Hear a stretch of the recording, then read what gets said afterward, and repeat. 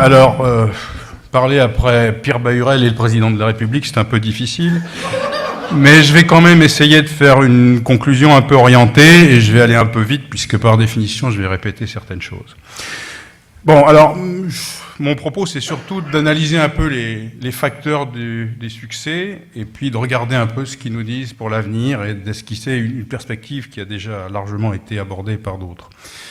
Alors, une des caractéristiques du pôle toulousain, on pourrait parler d'écosystème, c'est sa capacité à intégrer la science, l'ingénierie des systèmes complexes, les satellites en particulier, mais pas seulement, l'innovation, qu'elle soit technologique ou autre, et la coopération. Et c'est grâce à ça que des percées qui ont été décisives pour le futur se sont produites ici. Alors je donne deux exemples. Alors je pourrais commencer plutôt par la validation du premier Ultimate Compact, c'est ce dont a parlé Albert Sfero.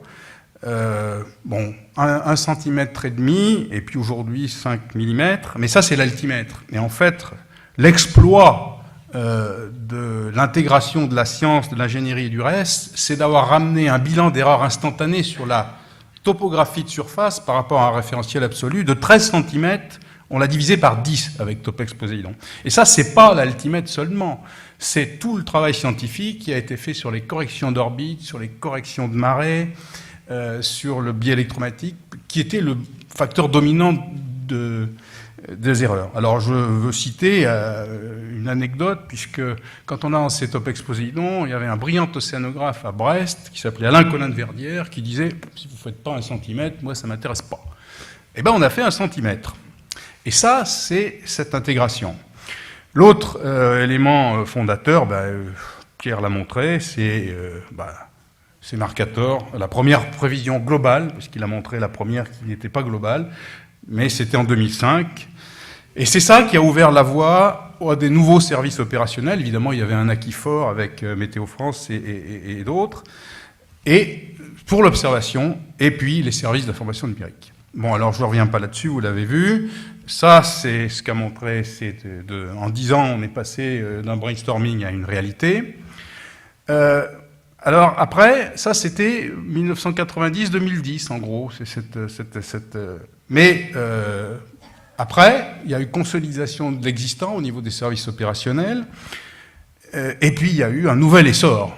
Et c'est l'essor de l'océanographie opérationnelle au premier chef, mais pas seulement. Et ça, c'est la capacité à intégrer des compétences entre les composantes du pôle toulousain, mais aussi avec d'autres pôles. Et c'est un peu le message de Pierre, c'est la capacité à travailler avec les autres, qui est essentielle, et encore plus essentielle en Europe. Alors je vais donner quelques exemples. Alors intégrer les compétences, vous allez visiter le 6MF tout à l'heure, ça c'est une intégration de compétences plutôt locale, sachant que le CHOM est arrivé à Toulouse en 86, comme l'a rappelé Laurent Kerléguer. Et puis, je vais y revenir, il y a d'autres éléments. L'opération in situ, c'est Brest. Et il fallait bien intégrer tout ça pour réussir. Et Argos a d'ailleurs fait un lien entre les deux. Ensuite, le deuxième facteur de succès, qui est tout aussi essentiel, c'est la capacité à construire des partenariats au niveau européen. Et Pierre a insisté sur le sujet, c'est indispensable. Les sujets dont on traite sur l'océan, ils sont européens. Donc c'est vrai pour l'altimétrie, c'est vrai pour les services numériques, et c'est aussi vrai pour l'industrie, mais ça c'est plus classique. L'industrie européenne est assez intégrée. Alors, bon, vous avez vu la vigilance, ça vous donne de l'historique, c'est la simulation avec des prévisions affinées. Alors le lien entre Brest et Toulouse, c'est très bien illustré par Argos, qui relaye toutes les données in situ, les bouées, mais qui aussi relaye des données sur le vivant, pour qu'elles soient intégrées dans les modèles que font tourner Mercator.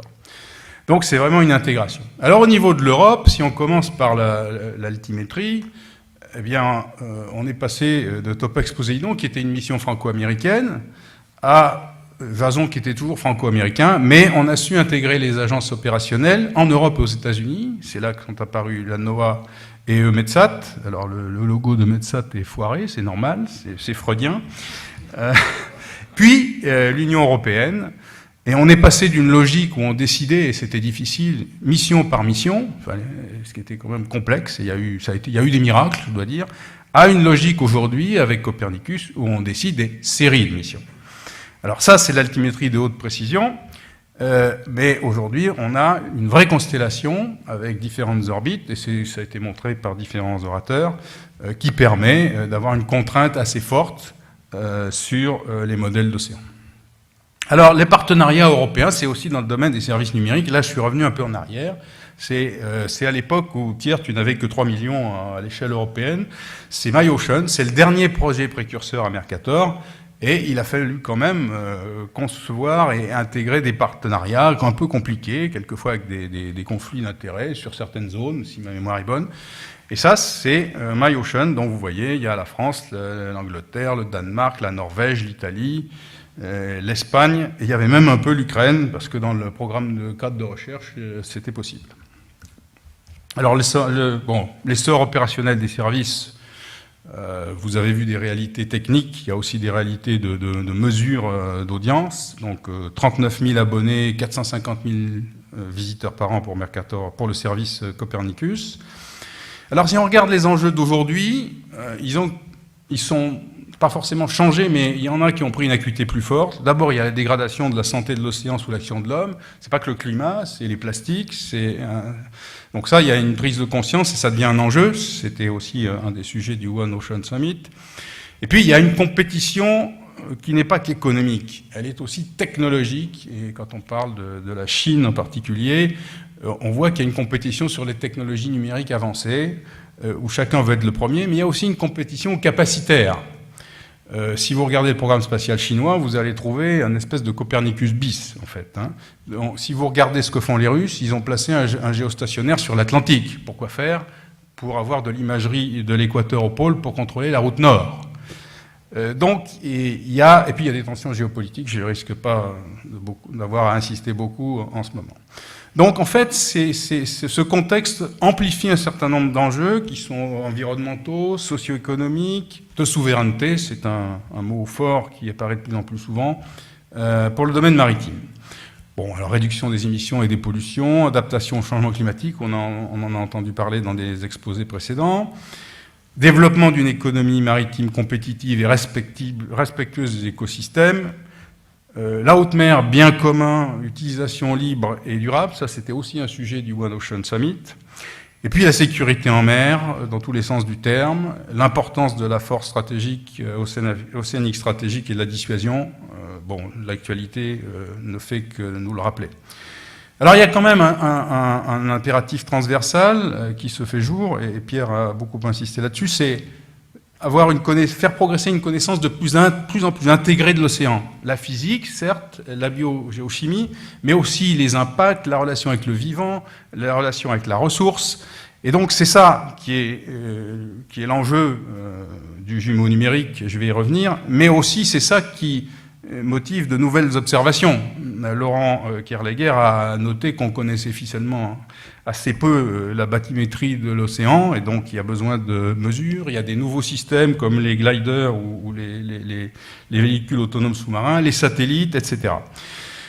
Bon, l'agenda de l'Union européenne, on en a parlé, le Green Deal, la révolution numérique et cette fameuse mission Océan qui a d'autres noms ailleurs. Bon, les enjeux pour la France, Laurent a expliqué que nous avions la deuxième zone économique exclusive du monde.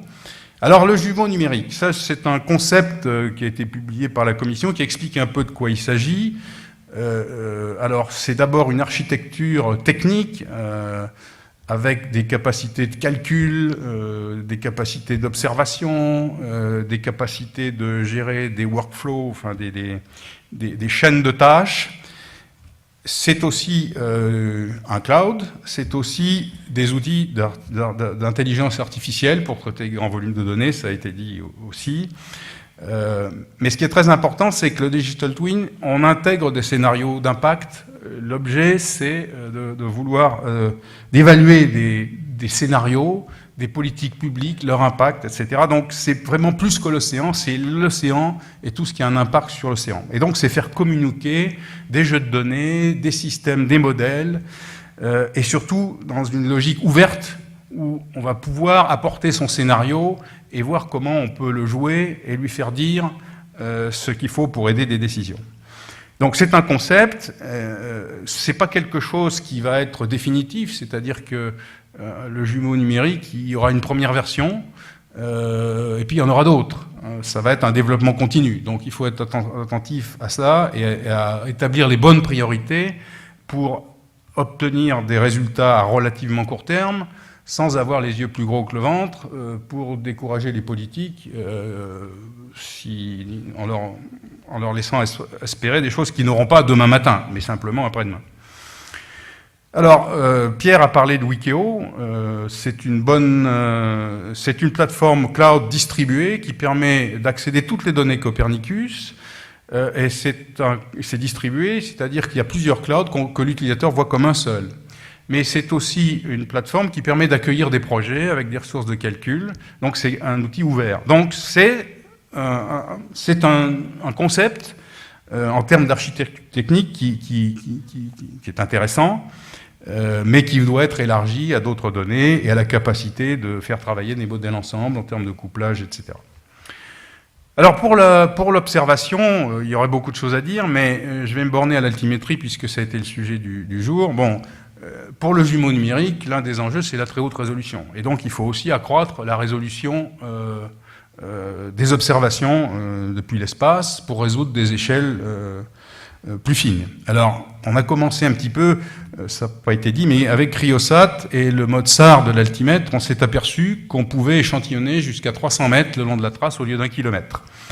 Et on a mis en place ce mode sur Sentinel-3, Sentinel-6, c'est-à-dire que le long de la trace, on a plus d'échantillonnage.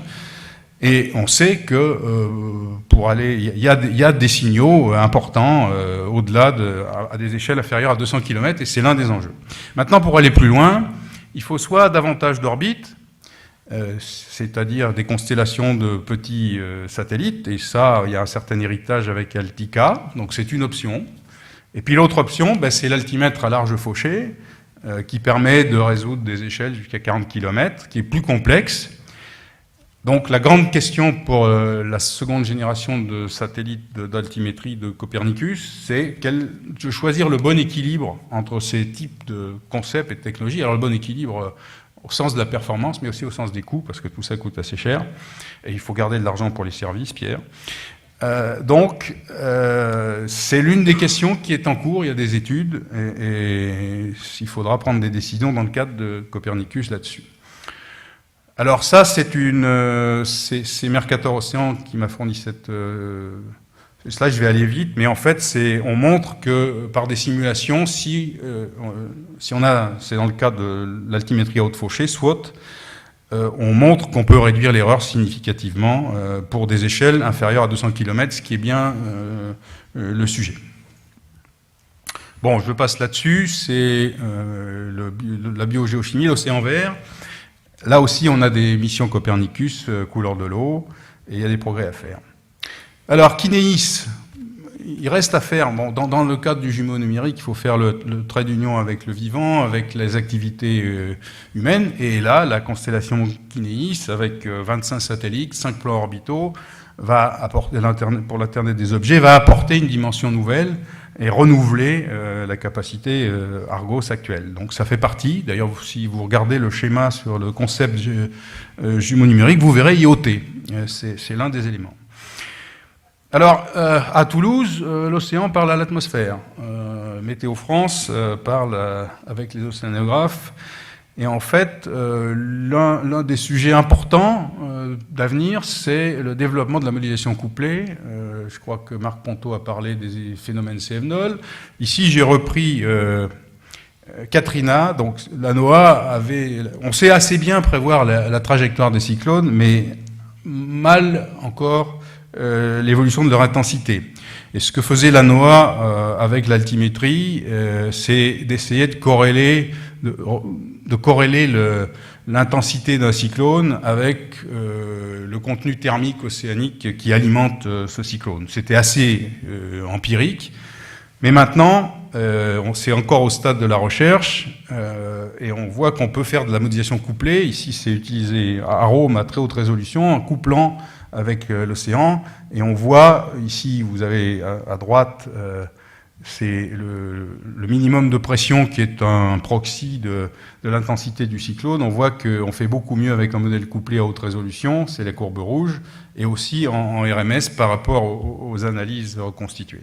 Donc le couplage, c'est aussi important, mais comme l'a dit Pierre, il est absolument important, essentiel, de garder une logique sectorielle pour passer à l'échelle du jumeau numérique, sans quoi on va se diluer dans l'effort.